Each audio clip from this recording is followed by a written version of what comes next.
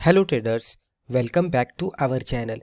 दोस्तों, आज की वीडियो में हम फिबोनाची रिट्रेसमेंट का जो सेटअप है उसको मंथली चार्ट पे किस तरह से इस्तेमाल कर सकते हैं वो देखेंगे।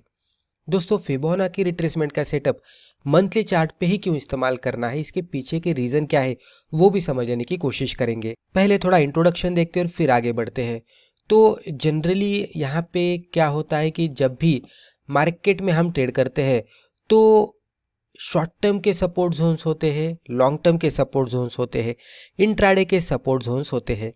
जो भी इंट्राडे के प्लेयर्स होते हैं वो इंट्राडे के सपोर्ट जोन को आइडेंटिफाई करने की कोशिश करते हैं और पोजीशन बनाते हैं और इमीडिएट बेसिस पे प्रॉफिट बुक करके एग्जिट होते हैं। कभी कभी क्या होता है कि ये फिर से नीचे आता है, ये सपोर्ट को तोड़कर इसमें और भी गिरावट आती है। जो शॉर्ट टर्म के ट्रेडर्स होते हैं वो क्या करते हैं, शॉर्ट टर्म का सपोर्ट ढूंढते हैं, यहाँ पे स्टॉक आने के बाद पोजीशन बनाते हैं और टारगेट आने के बाद एग्जिट करते हैं। ये भी सपोर्ट टूटने की संभावना होती है। इससे अगर कंपेयर करेंगे इंट्राडे के चार्ट से तो ये सपोर्ट जो शॉर्ट टर्म का होता है वो थोड़ा स्ट्रांग होता है। लॉन्ग टर्म के ट्रेडर्स या इन्वेस्टर्स क्या करते हैं कि जो लॉन्ग टर्म का सपोर्ट है उसको आइडेंटिफाई करते हैं और यहाँ पे सपोर्ट पे आने के बाद वो पोजीशन बनाते हैं और इसमें एक बड़ा सा ट्रेंड राइड करने की कोशिश करते हैं। लॉन्ग टर्म सपोर्ट जब भी हम देखते हैं तो intraday support and short term support से बहुत ज़्यादा स्ट्रांग होता है और ये इजीली टूटता नहीं, बहुत ही बढ़िया तरीके से वर्कआउट होता है। लेकिन ब्लाइंडली कोई भी स्टॉक सपोर्ट पे आने के बाद पोजीशन नहीं बनानी चाहिए, कंफर्मेशन लेना चाहिए।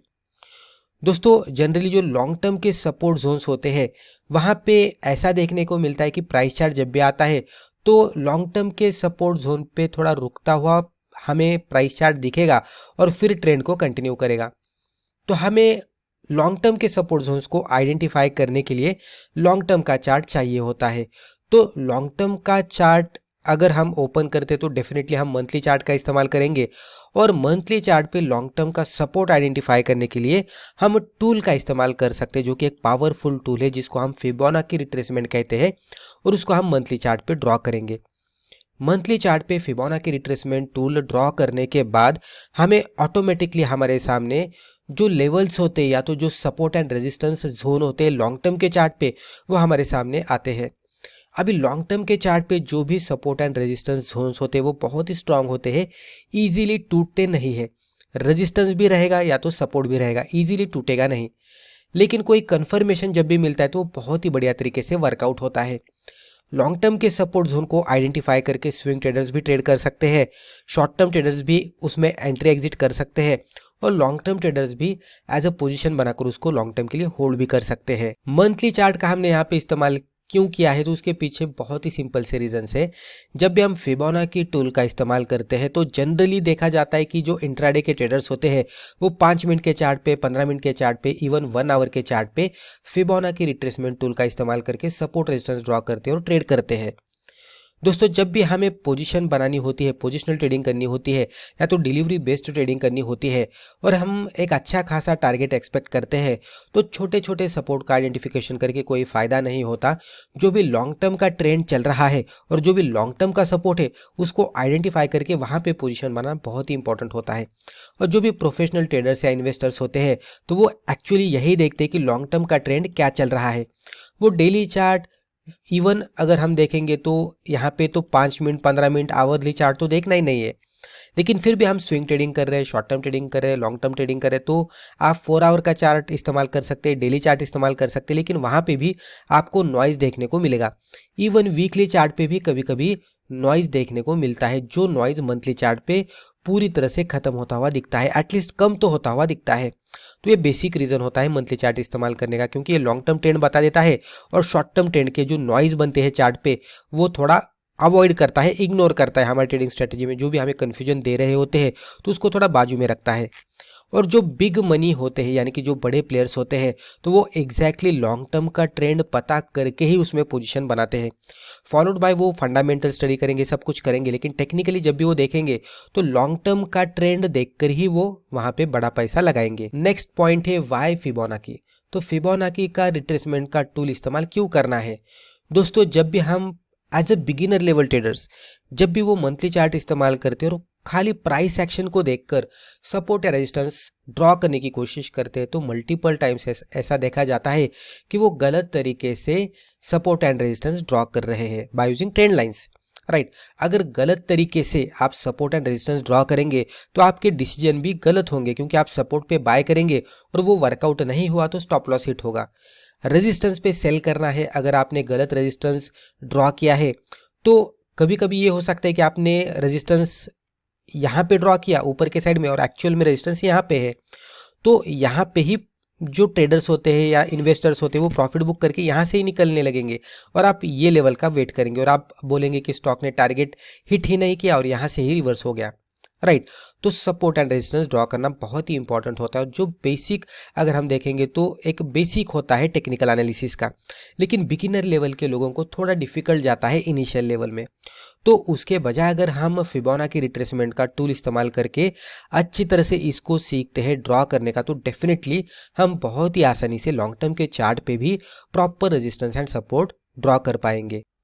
दोस्तों, अगर आपको स्टॉक मार्केट सीखना है तो अमेज़न पर जाकर आप हमारी बुक पढ़ सकते हैं या तो यूडेमी पे जाकर आप हमारे वीडियो कोर्सेज भी देख सकते हैं। अभी आगे जाकर सपोर्ट एंड रेजिस्टेंस ड्रॉ किस तरह से करना है डेफिनेटली मैं आपको बताने वाला हूं, लेकिन उससे पहले थोड़ा सा हम स्टेप वाइज किस तरह से करना है वो समझ लेते हैं। तो स्टेप 1 में हमें क्या करना है, ऐसा स्टॉक ढूंढना है कि जो स्ट्रॉन्ग ट्रेंड में है। अभी बाय करना है तो स्ट्रॉन्ग अप ट्रेंड में ट्रेड कर रहा है। अप ट्रेंड में ट्रेड करेगा तो इस तरह से higher top higher bottom pattern बनाते बनाते ट्रेड करेगा। ये हाई बनाएगा, उसके बाद लो बनाएगा, फिर एक नया हाई बनाएगा, फिर लो बनाएगा, राइट। तो हमें क्या करना है, इस तरह का स्टॉक ढूंढना है और वहां पे फिबोनाची रिट्रेसमेंट के हिसाब से हमें टूल के हिसाब से ड्रॉ करने हैं सपोर्ट एंड रेजिस्टेंस, यानी कि लेवल्स ड्रॉ करने हैं। अभी सिचुएशन ऐसी भी हो सकती है कि अच्छा स्टॉक है, ऊपर से नीचे आया है और ये लेवल पे रुक कर ऊपर जा रहा है। बहुत सारे स्ट्रॉन्ग स्टॉक्स होते हैं, कुछ मार्केट के पैनिक की वजह से या तो कुछ क्वार्टर ऑन क्वार्टर या तो जो रिसेंट अर्निंग्स होती है वो थोड़ी वीक होती है और उसकी वजह से बहुत सारे नीचे आए हुए होते हैं, लेकिन ये स्टॉक अच्छे ही होते हैं। तो इस तरह के स्टॉक में भी हम फिबोनाची रिट्रेसमेंट का टूल इस्तेमाल करके यहाँ पे ट्रेडिंग या इन्वेस्टमेंट कर सकते हैं।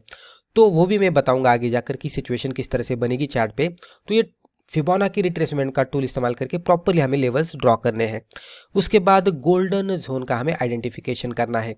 गोल्डन जोन यानी क्या कि ये हाई था और ये बॉटम बना दिया, लो बना दिया और उसके बाद इसमें रिकवरी आने लगी है, तो ये गोल्डन जोन होता है कि जहाँ पे रिकवरी आ रही है। तो ये हमें प्रॉपरली आइडेंटिफाई करना है। और उसके बाद कन्फर्मेशन का भी एक गोल्डन जोन होता है जहाँ पे ये हमें एंट्री का मौका देता है आफ्टर ब्रेकआउट। चार्ट पे जैसे जैसे हम आगे बढ़ेंगे आपको पूरी तरह से समझ में आने वाला है, यहाँ तक आप इतना ही समझ लीजिएगा। स्टेप 4 में वेट फॉर कन्फर्मेशन, एक कन्फर्मेशन भी लेना है। ब्लाइंडली पोजीशन कहाँ पे भी नहीं बनानी है, पूरा कंफर्मेशन लेकर ही पोजीशन बनानी है। मान लीजिए कि स्टॉक हमारे क्राइटेरिया को सेटिस्फाई करता है तो एंट्री हम सिंपली, अभी मंथली चार्ट है तो मंथली चार्ट के हाई के ऊपर, कैंडल के हाई के ऊपर जाने के बाद हम एंट्री करेंगे। स्टॉप लॉस डेली चार्ट पे कन्वर्ट करके उसके लो के नीचे, यानी कि जो स्विंग लो है, स्विंग लो के नीचे अगर क्लोज आउट देता है तो हमारा स्टॉप लॉस रहेगा। टारगेट आप एज ए फर्स्ट टारगेट 1:2 के रिस्क रिवॉर्ड रेशियो के हिसाब से रख सकते हैं। वहां पे पार्शियल प्रॉफिट बुक करके रिमेनिंग क्वांटिटीज को डेफिनेटली आपको होल्ड करना चाहिए हायर टारगेट के लिए। अब आपके सामने हमने एग्जाम्पल लिया है, एग्जाम्पल को आप अच्छी तरह से समझ लेने की कोशिश कीजिएगा, क्योंकि यहाँ पे मैं पूरे कॉन्सेप्ट आपको बताने वाला हूँ कि एग्जैक्टली फिबोनाची रिट्रेसमेंट किस तरह से टूल इस्तेमाल करना है, किस तरह से वो हमारे सामने सपोर्ट रेजिस्टेंस ड्रॉ करके देता है, उसके बाद किस तरह से हमें कंफर्मेशन मिलता है, गोल्डन जोन कहाँ पे है, एंट्री एग्जिट किस तरह से करना है। तो पहले चार्ट सेटअप, ये हमारा मंथली कैंडलस्टिक चार्ट है, नीचे वॉल्यूम है। ये लाइंस को थोड़ा सा आप इग्नोर कीजिएगा, ये लाइंस हमने बाद में ड्रॉ की है। अभी ये लाइन किस तरह से ड्रॉ की है और कैसे आपके सामने आई है वो मैं बता देता हूँ। तो यहाँ पे ये स्टॉक इस तरह से साइडवेज में था और इसमें अपसाइड में मूवमेंट आने लगी। अब यहाँ पे हमारे सामने चार्ट पे, यानी कि हमारे स्क्रीन पे लिमिटेड चार्ट है, तो कंसिडरेशन हम इस तरह से कर रहे हैं कि ये स्टॉक पीछे से इस तरह से ऊपर आया है, ऊपर जाने के बाद यहाँ पे एक हाई बना दिया और उसके बाद इसमें गिरावट आई है। जैसे ही एक टॉप बनाने के बाद स्टॉक में गिरावट आती है तो हम उस तरह के स्टॉक रडार पे रखेंगे।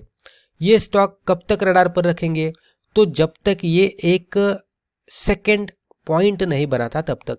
ये फर्स्ट पॉइंट था टॉप का और सेकंड पॉइंट रहेगा बॉटम का। जब भी ये बॉटम बनाएगा, बॉटम बनाने के बाद ये रिवर्सल देने लगेगा, तो ये स्टॉक को हमें हमारी वॉच लिस्ट में ऐड करना है। ऐसे बहुत सारे स्टॉक होते हैं कि अच्छे खासे स्ट्रॉन्ग स्टॉक्स होते हैं, पॉपुलर स्टॉक्स होते हैं कि जो टॉप बनाने के बाद उसमें बहुत सारी गिरावट आती है, 20% 30% नीचे आते हैं और एक बॉटम बनाने के बाद फिर से रिकवरी देना शुरू करते हैं। हमारे पास बहुत सारे ऐसे स्टॉक मिलेंगे, तो वो स्टॉक खाली हमें रडार पे रखना है। जैसे ही बॉटम बनाकर ये रिवर्सल देना शुरू करते हैं, वॉच लिस्ट में ऐड करना है। पोजीशन कहाँ पे भी नहीं बनानी है, वॉच लिस्ट में ऐड करना है खाली। वॉच लिस्ट में ऐड करने के बाद अब हमें क्या करना है, हमें पता लग गया है कि इसने ये टॉप बनाया था और यहाँ पे ये बॉटम बना चुका है और अभी रिवर्सल दे रहा है। हम फिबोनाची रिट्रेसमेंट का टूल इस्तेमाल करेंगे, जहाँ पे टूल का सिलेक्शन करने के बाद हम यहाँ पे ये जो टॉप है इस पर क्लिक करेंगे, यहाँ से ड्रैग करते करते यहाँ पे नीचे लेके जाएंगे और यहाँ पे जो बॉटम था वहाँ तक लेके आने के बाद रिट्रेसमेंट जो कि फिबोनाची रिट्रेसमेंट का टूल है उसको यहाँ पे छोड़ेंगे, माउस की क्लिक छोड़ेंगे। राइट, आप किस तरह से ड्रॉ करना है वो सीख सकते हैं। तो ये छोड़ने के बाद ऑटोमेटिकली हमारे सामने इस तरह के लेवल्स आ जाएंगे, ये 1 2, ये येलो वाली 3, राइट, ये ग्रीन वाली, फिर ये ग्रे वाली देख सकते हैं, ऊपर ब्लू वाली, ये लेवल्स ऑटोमेटिकली ये लाइन ये पॉइंट से लेकर ये पॉइंट तक जब भी हम फिबोनाची रिट्रेसमेंट को ड्रैग एंड ड्रॉप करते हैं तो वो टूल ऑटोमेटिकली हमें ये फिबोनाची रिट्रेसमेंट के लेवल्स ड्रॉ करके देता है। यही लेवल सबसे इंपॉर्टेंट होने वाले हैं हमारे लिए इसमें पोजीशन बनाने के लिए। हमें क्या करना है, यहाँ से जो भी 0.5 की लेवल है वहाँ पे एज अ रेजिस्टेंस ड्रॉ करना है। आप देख सकते हैं नीचे वाली 0 लेवल है और ऊपर वाली ये 1.618 लेवल दिख रही है। लेफ्ट वाला आप देख लीजिएगा, ये राइट वाले प्राइसेस है, राइट, ये प्राइसेस है। हमें क्या करना है, लेफ्ट वाला देखना है। लेफ्ट यहाँ पे आप देख सकते हैं पहले 0 था, ऊपर वाला 1.618 है। हमें क्या करना है, जहाँ पे भी 0.50 आ रहा है, यहाँ पे आप देख सकते हैं 0.50 यहाँ पे आया है, तो वो लेवल को इस तरह से ड्रॉ करके रखना है। ये एज अ रेजिस्टेंस लेवल है। ये रेजिस्टेंस लेवल को जब भी कोई भी कैंडल ऊपर जाकर ब्रेकआउट देती है क्लोजिंग बेसिस पे फॉलोड बाय स्ट्रॉन्ग वॉल्यूम, तो अभी हमें इसमें पोजीशन बनानी है। ये क्लोजिंग बेसिस पे देखना है, मंथली चार्ट है तो मंथली क्लोजिंग बेसिस पे। तो लॉन्ग टर्म का ये सिचुएशन होने वाला है तो डेफिनेटली ये सब कुछ पेशेंस के साथ ही होने वाला है, आपको पेशेंस रखना पड़ेगा। अभी जैसे ही क्लोजिंग बेसिस पे ब्रेकआउट वाली कैंडल मिलती है तो इसके हाई के ऊपर जाने के बाद एंट्री करनी है। राइट, आप देख सकते हैं ये फर्स्ट कैंडल थी मंथ की, ये सेकंड मंथ था, ये थर्ड मंथ था।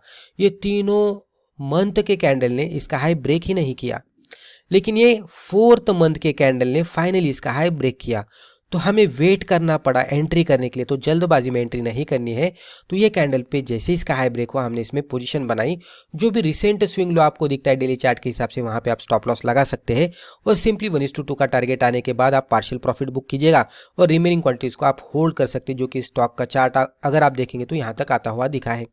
रिस्क रिवॉर्ड रेशियो के हिसाब से समझ लेने की कोशिश करेंगे तो एंट्री से स्टॉप लॉस का ये एंट्री से स्टॉप लॉस का, राइट, एंट्री से स्टॉप लॉस का डिस्टेंस 1 मिनट में फिर से ड्रॉ करता हूँ। तो ये एंट्री से स्टॉप लॉस का डिस्टेंस इतना था और एंट्री से टारगेट का डिस्टेंस इतना मिला है। तो रिस्क रिवॉर्ड अप्रोक्सीमेटली कैलकुलेट करने की कोशिश करेंगे तो 1 2 3 4 5 6 1:6 के आसपास हमें यहाँ पे रिस्क रिवॉर्ड रेशियो मिलता हुआ दिखा है।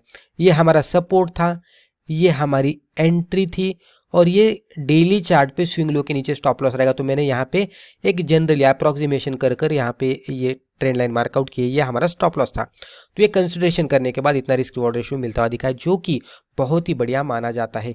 इवन ये क्राइटेरिया में जब भी स्टॉक आएगा आप इवन यही स्टॉक में स्विंग ट्रेडिंग भी कर सकते हैं, शॉर्ट टर्म ट्रेडिंग भी कर सकते हैं, इवन आप इसको लॉन्ग टर्म के लिए भी होल्ड कर सकते हैं by using trailing stop loss. Multiple times आपको देखने को मिलेगा कि फिबोनाची रिट्रेसमेंट में आपको सही से सपोर्ट ढूंढने को आ रहा है, सही लेवल पे आपकी एंट्री हो रही है।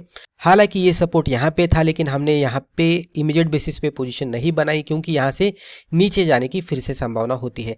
हमने कंफर्मेशन लिया 0.5 के फिबोनाची रिट्रेसमेंट के लेवल को एज अ रेजिस्टेंस कंसिडर करते हुए और उसके ब्रेकआउट के बाद ही ट्रेंड चेंज हुआ। यानी कि पहले अगर आप देखेंगे तो ये डाउन ट्रेंड चल रहा था, शॉर्ट टर्म का अगर हम कंसिडर करते हैं तो ये अप ट्रेंड यहाँ से नहीं शुरू हुआ। ये जो 0.50 की ये जो लेवल है, ये मैं फिर से ड्रॉ करता हूँ ब्लैक कलर के लाइन में, तो ये जो 0.5 की जो लेवल हमें दिख रही है, तो इसके ब्रेकआउट के बाद हमें कंफर्मेशन मिला कि अभी इसमें ट्रेंड चेंज हुआ है और उसके बाद अगर आप देखेंगे तो एक तेजी के साथ रैली आती हुई दिखी है। तो इस तरह से इसमें ट्रेड करना है। तो दोस्तों मुझे लगता है कि वीडियो के जरिए जो भी इन्फॉर्मेशन हमने आपके साथ शेयर की है आपको वैल्यूएबल लगी होगी। वीडियो अगर फायदेमंद लगा तो वीडियो को लाइक जरूर कीजिएगा और इसी तरह के बिगिनर फ्रेंडली वीडियोस आगे भी जाकर देखने के लिए हमारे चैनल को सब्सक्राइब करके बेल आइकन को भी क्लिक कीजिएगा। धन्यवाद।